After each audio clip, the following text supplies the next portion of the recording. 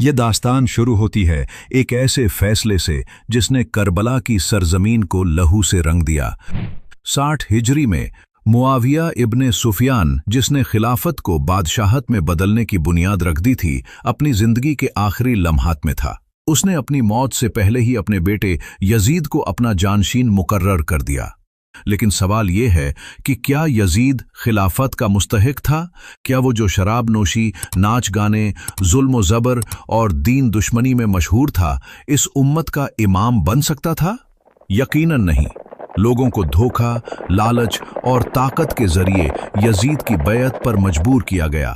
جب یہ خبر امام حسین ابن علی علیہ السلام تک پہنچی، جو نبی پاک صلی اللہ علیہ وآلہ وسلم کے نواسے حضرت فاطمہ زہرا کے بیٹے اور امیر المومنین علی ابن ابی طالب علیہ السلام کے لطف جگر تھے، آپ کا چہرہ غم سے بھر گیا۔ یزید چاہتا تھا کہ امام حسین علیہ السلام اس کی بیعت کریں۔ کیوں؟ کیونکہ یزید جانتا تھا کہ اگر نبی صلی اللہ علیہ وآلہ وسلم کا نواسا، اہل بیت کا سردار، اس کی حکومت کو تسلیم کر لے گا تو پھر امت بھی اس کے ظلم کو جائز مان لے گی۔ لیکن امام حسین علیہ السلام نے بے دھڑک انکار کر دیا۔ آپ کا انکار تھا، میں کسی فاسق، فاجر، ظالم حاکم کی بیعت نہیں کر سکتا۔ جب کوفہ کے لوگوں کو یہ سب علم ہوا تو وہ اس کے خلاف اٹھ کھڑے ہوئے۔ کوفہ کی اکثریت امام علی علیہ السلام کے چاہنے والے تھے، مگر ان میں کثیر تعداد منافقین کی بھی تھی۔ انہوں نے امام حسین علیہ السلام کو خط لکھے کہ اے ابن رسول، ہم یزید کے ظلم سے تنگ آ چکے ہیں، ہم چاہتے ہیں کہ آپ آئیں، ہم آپ کے ہاتھ پر بیعت کریں اور آپ کی قیادت میں اسلامی اصولوں پر مبنی حکومت قائم کریں۔ ان خطوں میں ایک اہم نام تھا سلیمان بن سرد خزائی، جو رسول خدا صلی اللہ علیہ وآلہ وسلم کے صحابی تھے۔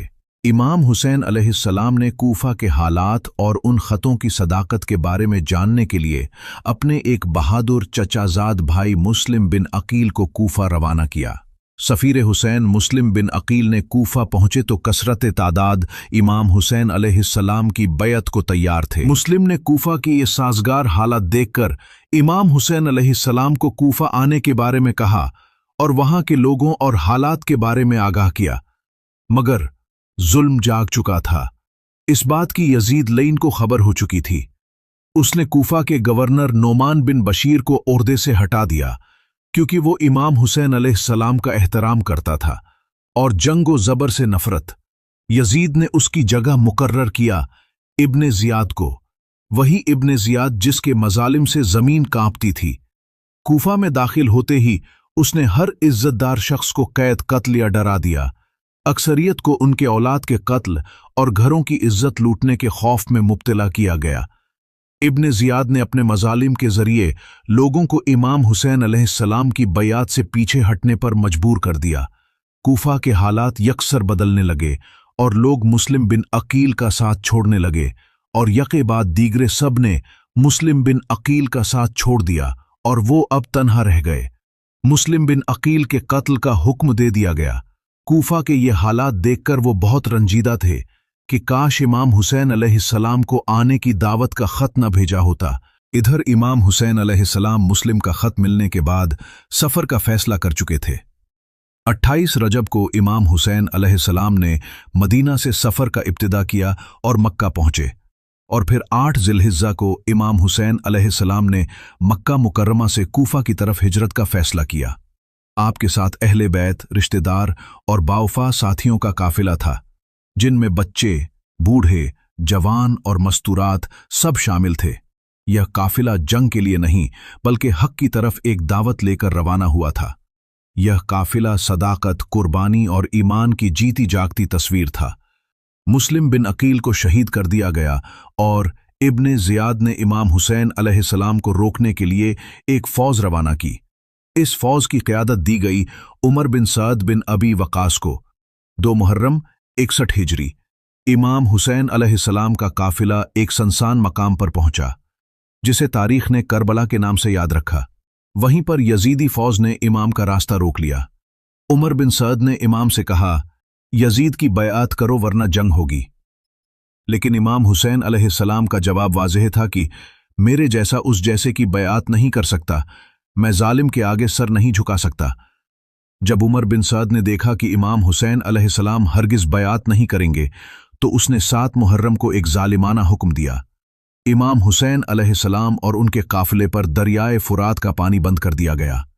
40 से 50 डिग्री की गर्मी में बेआब व गियाह सहरा में मासूम बच्चे, बूढ़े, खवातीन सब प्यास से बिलखने लगे। हर लम्हा प्यास में इजाफा करता गया। जिस्मानी ताकत खत्म होने लगी। 10वीं मुहर्रम की सुबह उजली, मगर करबला की फजा में उदासी और शहादत की खुशबू रची हुई थी। रोज़े आशूरा का पहला शहजादा सामने आया, अली अकबर अलैहिस्सलाम। कद्दो कामत में नबी सल्लल्लाहु अलैहि व आलिहि वसल्लम की शबीह, लहजा रसूल पाक सल्लल्लाहु अलैहि व आलिहि वसल्लम जैसा। इमाम हुसैन अलैहिस्सलाम से इजाज़त मिलने के बाद अली अकबर अलैहिस्सलाम घोड़े पर सवार होकर मैदान में उतरे और दुश्मन के लश्कर पर ऐसा हमला किया कि सब खौफ से आगे पीछे दाएं बाएं भागने लगे। निज़े टूटे, तलवारें चमकी। हम शक्ल नबी सल्लल्लाहु अलैहि वसल्लम की बहादुरी देख के यजीदियों के दिल दहल गए। उमर इब्ने साद ने हुक्म दिया, दूर से तीर बरसाओ, करीब मत जाओ। तीर बरसने लगे। अली अकबर अलैहिस्सलाम को सीने में बर्छी लगी, तीर लगे, घोड़ा डगमगाया, शहजादा जीन से जमीन पर आया। हुसैन अलैहिस्सलाम लपके। इमाम की आंखों का नूर खत्म हो गया था। बड़ी मुश्किल से बेटे की लाश पर आए, बेटे के सर को जानू पर रखा और उनके सीने से बर्छी खींच के निकाली। अली अकबर अलैहिस्सलाम ने इमाम को आखिरी सलाम किया और उनकी रूह परवाज कर गई। जमीन ने सिसकी ली, आसमान सुर्ख हो उठा। 2 मुहर्रम से लेकर 10 मुहर्रम तक हर दिन, हर लम्हा सब्र की एक नई तारीख रकम हो रही थी। करबला की तपती रेत पर नवासे रसूल इमाम हुसैन अलैहिस्सलाम और उनके 70 से ज्यादा रफीका व अहले बैत दुश्मन के नरगे में थे। 40 से 50 डिग्री की गर्मी, रेत ऐसी के नंगे पैर छाले पड़ जाएं और उसी में बच्चे, खवातीन, बूढ़े सब प्यासे। 24 घंटे गुजरने के बाद जुबानें खुश्क हो गईं, हल्क में कांटे उगाए और दिल से लेकर दिमाग तक हर खलिया पानी के लिए पुकारने लगा। ऐसे में एक आवाज गूंजी, वफा का पैकर, अली अलैहिस्सलाम का शेर, अब्बास इब्ने अली अलैहिस्सलाम, इमाम हुसैन के भाई गाजी अलमदार। खैमों में बेकरारी और बच्चों की फरियाद सुनकर इमाम हुसैन अलैहिस्सलाम से पानी लाने की इजाजत मांगी। इससे पहले हजरत अब्बास अलैहिस्सलाम को इमाम ने जंग की इजाजत मांगने पर मना कर दिया था। आपने कहा कि हम जंग के लिए नहीं आए, ये हमारा इम्तिहान है। इमाम हुसैन ने अपने शेर दिल भाई को पानी लाने के लिए रुखसत किया। अब्बास अलैहिस्सलाम ने अपने हाथों में मशकीज़ा थामा, सर पर अलम उठाया और दुश्मन के लश्कर को चीरते हुए फुरात की तरफ रवाना हुए। दुश्मन के हजारों सिपाही हैरान रह गए, क्योंकि अब्बास अलैहिस्सलाम की आंखों में मौत का खौफ न था, सिर्फ वफा का जुनून था। रास्ते में हर यजीदी को खाक में मिलाकर गाजी फुरात पर पहुंचे।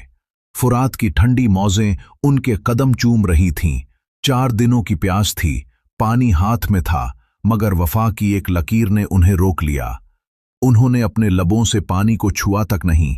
कैसे पी लूं जब बीबी ज़ैनब प्यासी हो, कैसे हलक तर करूं जब बीबी सकीना का गला सूख रहा हो। मशकीज़ा भरकर वापस पलटे, लेकिन यजीदी दरिंदे तेग व निज़ा लेकर उनकी राह में हायल हो गए। अगर गाजी अब्बास को जंग की इजाजत होती तो ये पूरा लश्कर उनके लिए कुछ भी नहीं था, मगर उनका असल मकसद पानी से भरी मश्क को खैमों तक ले जाना था। मगर फिर भी लश्कर को खौफ था कि गाजी अब्बास से जीत नहीं सकते, तो उन्होंने एक बुज़दिलाना हिकमत अमली अपनाई। एक यजीदी ने पीछे से वार किया। अब्बास अलैहिस्सलाम का दायां बाजू कट गया। मशकीज़ा बाएं हाथ में लिया। फिर दूसरा वार, बायां बाजू भी कट गया। अब गाजी ने अपने दांतों से मशकीज़ा थाम लिया, मगर वफा का ये अलमदार हारा नहीं। खैमों की तरफ दौड़े जा रहे थे कि एक तीर आकर आंख में पैवस्त हो गया। फिर नेजा लगा।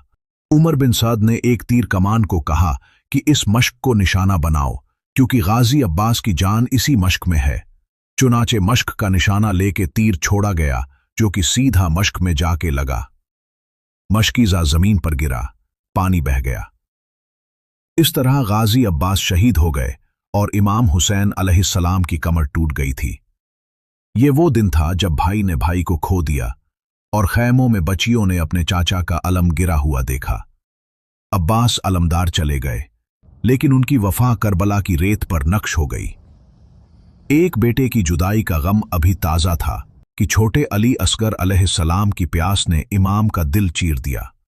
6 महीने के मासूम को गोद में उठाया, खैमे से निकले, मैदान के बीच जाकर पुकारा, ऐ लोगो, अगर मुझ पर रहम नहीं तो इस शीरख्वार पर तरस खाओ, इसे पानी दो। उमर बिन नास ने कहा कि तुम इस बच्चे की हवा में अपनी प्यास बुझाना चाहते हो और नाम बच्चे का ले रहे हो। अगर बच्चे ने पानी पीना है तो ये खुद मांगे। इमाम हुसैन ने अपने बेटे अली असगर की तरफ देखा। अली असगर ने अपनी खुश्क जुबान अपने होठों पर फेरना शुरू कर दी। ये देखकर लश्कर के लोगों में नदामत के आसार जाहिर होना शुरू हो गए। लश्कर के ये हालात देखकर उमर बिन साद ने हुरमुलाइन से कहा, जो कि एक तजुर्बाकार तीरंदाज था, कि इस बच्चे को चुप कराओ वरना लश्कर में बगावत हो जाएगी। तभी हुरमुला ने कमान चढ़ाई, 3 शुआबों वाला तीर छोड़ा। यह वो तीर था जो कि जंगल के बड़े जानवरों के लिए इस्तेमाल किया जाता था, और इस हुरमुला ने यह तीर 6 महीने के बच्चे के लिए इस्तेमाल किया। तीर अली असगर अलैहिस्सलाम के गले में पैवस्त हुआ, खून का फवारा।